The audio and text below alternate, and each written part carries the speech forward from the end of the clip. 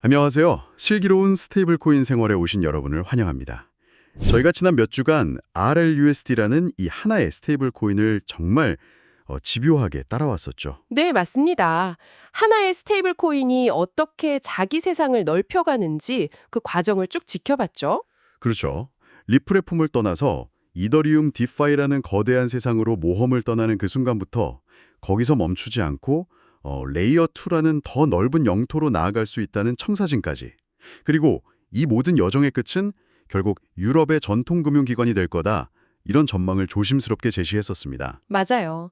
그게 단순한 기술 이야기가 아니라 뭐랄까 거대한 금융시장의 문을 두드리는 어떤 전략가의 행보를 좇는 그런 느낌이었어요. 바로 그 전략가의 행보에 오늘 아주 의미심장한 이정표가 세워졌습니다. 그동안 저희가 쌓아 올렸던 모든 분석과 전망들이잖아요. 네, 이게 더 이상 가설이 아님을 증명하는 소식이 나왔습니다. 스위스의 아미나 은행이 RLUSD와 리플 페이먼츠를 활용한 국경 간 결제 솔루션을 공식 출시했습니다. 아, 드디어 나왔군요. 네, 검토 중이나 협력 예정 이런 게 아니고요. 실제 은행 고객이 오늘부터 쓸 수 있는 서비스로 나왔다는 게 핵심입니다. 그쵸. 저도 그 소식 듣고 드디어 올 것이 왔구나 싶었습니다. 이제 이건 뭐 분석가들의 예측이나 전망의 영역이 아니에요.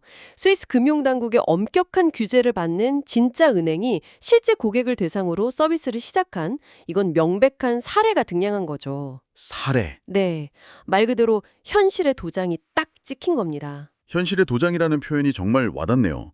사실 이 업계의 파트너십 체결 같은 뉴스가 너무 많아서 많은 분들이 좀 피로감을 느끼시거든요. 가장 큰 차이는 시점에 있습니다. 시점이요? 네, 보통의 파트너십 뉴스는 자, 이제부터 우리 같이 무언가를 만들어 보겠습니다 하는 선언이잖아요. 그러니까 프로젝트의 시작을 알리는 경우가 대부분이죠. 아, 그렇죠. 하지만 이번 발표는 이미 모든 개발과 테스트를 다 끝내고 은행이 공식 상품 목록에 올려서 이제 이 서비스를 이용하세요 라고 말하는 프로젝트의 결과물을 공개하는 자리입니다. 아하, 그러니까 우리 결혼합니다와 우리 아이 돌잔치합니다 정도의 엄청난 차이군요. 하하, 아주 적절한 비유입니다. 과정의 시작이 아니라 완성된 결과물을 선보이는 자리다. 맞습니다. 특히 금융, 그것도 은행 서비스는 더더욱 그렇죠.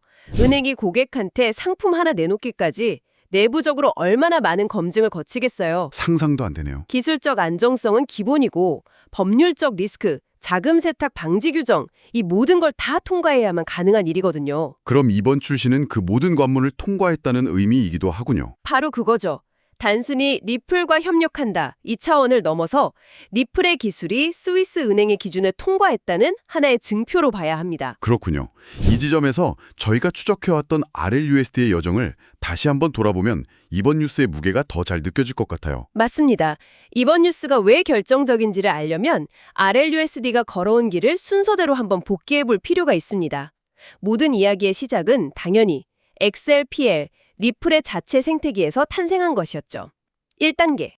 자기 앞마당에만 머무르지 않고 가장 크고 활발한 크립토 놀이터로 과감하게 뛰어들었죠.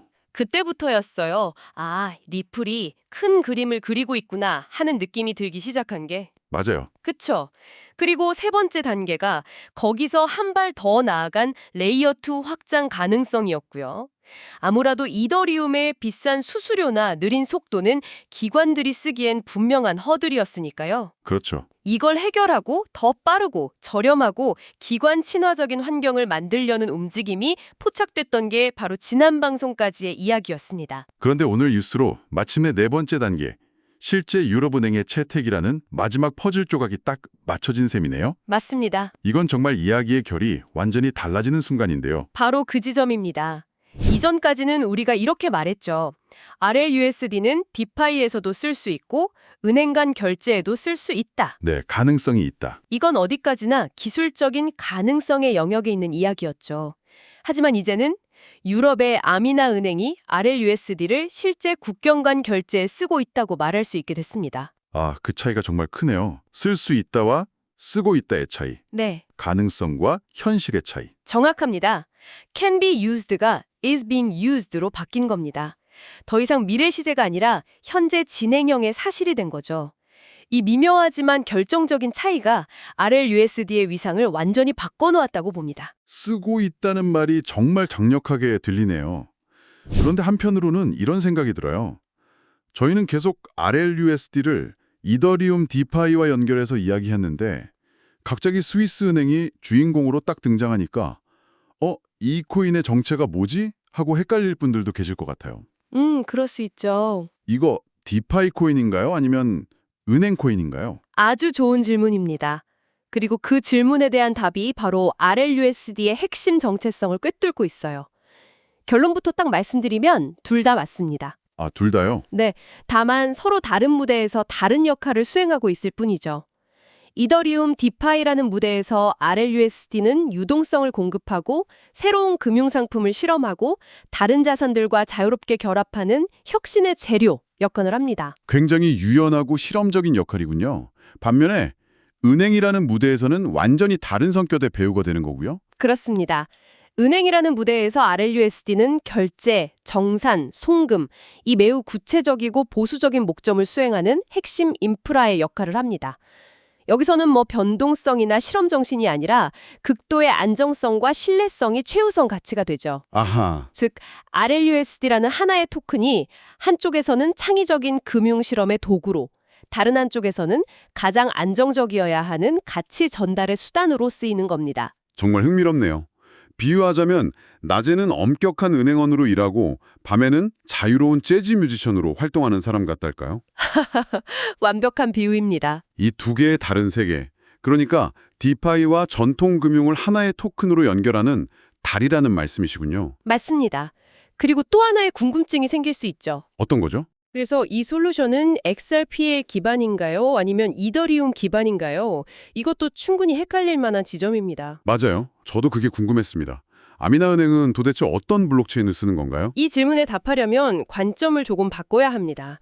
어떤 체인이냐보다 더 중요한 것은 어떤 레일이냐입니다. 체인이 아니라 레일이다. 조금 더 쉽게 설명해 주실 수 있을까요? 기차를 생각해 보시면 쉬워요. 이번 아미나은행 사례에서 국경 간에 돈을 실어 나르는 핵심 인프라, 그러니까 철도는 리플 페이먼츠입니다. 아, 리플 페이먼츠가 철도. 네, 그리고 이 리플 페이먼츠라는 철도는 XRPL이라는 기술로 만들어져 있죠. 매우 빠르고 저렴하게 국경을 넘나드는 고속철도라고 생각하시면 됩니다. 그럼 RUSD 토큰은 그 철도유를 달리는 기차나 화물 같은 건가요? 정확합니다. RUSD라는 디지털 달러는 그 고속철도 위를 달리는 화물인 거죠. 그런데 이 화물은 XRPL이라는 철도뿐만 아니라 필요하다면 이더리움이라는 다른 철도 위에서도 달릴 수 있도록 유연하게 설계된 겁니다. 아, 리플의 전략은 애초에 결제망, 즉 레일과 그 위에서 움직이는 디지털 자산, 화물을 의도적으로 분리해서 설계한 거예요. 이제 그림이 명확하게 그려지네요. 레일과 그 위를 달리는 화물을 분리해서 보는 관점, 굉장히 흥미롭습니다. 그 말은 즉 앞으로 리플의 결제망이라는 레일 위에는 RUSD가 아닌 다른 화물도 올라올 수 있다는 뜻으로 해석해도 될까요? 바로 그게 리플이 그리는 큰 그림의 핵심입니다. 유로 스테이블 코인이나 엔화 스테이블 코인 같은 것도요? 물론이죠. 이번 아미나은행의 사례는 바로 그 레일과 화물의 분리 전략이 실제 은행 환경에서도 성공적으로 작동하기 시작했다는 첫 번째 증거인 셈이죠. 좋습니다. 이 모든 걸 듣고 나니 그동안 저희가 나눴던 이야기들이 하나의 거대한 서사로 완성되는 느낌입니다. 가능성에서 출발해서 구체적인 구조를 설계하고 외부 생태계로 확장한 끝에 마침내 실제 채택으로 이어진 완벽한 흐름이네요. 가능성, 구조, 확장, 채택. 이 네 단어로 지난 몇 달간의 RLUSD 여정이 모두 요약됩니다. 그런데요, 이 모든 이야기가 너무 긍정적으로만 들려서 한편으로는 이런 생각도 듭니다. 어떤 거죠? 일종의 악마의 변호인이 되어 질문을 던져보자면 이게 그렇게 대단한 모델이라면 왜 다른 은행들은 아직 조용할까요? 스위스의 아미나은행 한 곳의 사례를 너무 확대 해석하는 건 아닐까요? 아주 날카롭고 중요한 지적입니다. 실제 은행들이 이런 퍼블릭 블록체인 기반 솔루션을 도입하는 데 따르는 현실적인 어려움이나 리스크는 없을까요? 당연히 어려움과 리스크가 존재합니다. 아미나의 사례가 더욱 돋보이는 이유도 바로 그 어려움을 뚫고 나왔기 때문이죠. 가장 큰 허들은 역시 규제와 관성입니다. 규제와 관성. 네, 유럽이 미카 법안으로 앞서 나갔다고는 하지만 각국 은행들이 퍼블릭 블록체인을 내부 시스템과 연동하는 것에 대한 세부 가이드라인이나 감독 방안은 여전히 만들어가는 과정이거든요. 대부분의 보수적인 은행들은 명확한 판례나 규정이 나오기 전까지는 움직일 꺼려하죠. 아, 일종의 총대를 매기 싫어하는 거군요. 괜히 먼저 나섰다가 규제 당국의 집중 타겟이 될 수도 있으니까요. 그렇습니다. 그리고 기술적인 통합의 문제도 있어요. 은행의 기존 레거시 시스템은 수십 년간 안정적으로 운영되어 온 매우 폐쇄적이고 중앙화된 구조잖아요. 그렇죠. 이걸 탈중앙화된 퍼블릭 블록체인과 안전하게 연결하는 건 엄청난 기술적 과제입니다. 보안, 데이터 프라이버시, 거래 모니터링, 해결해야 할 문제가 산더미 같죠.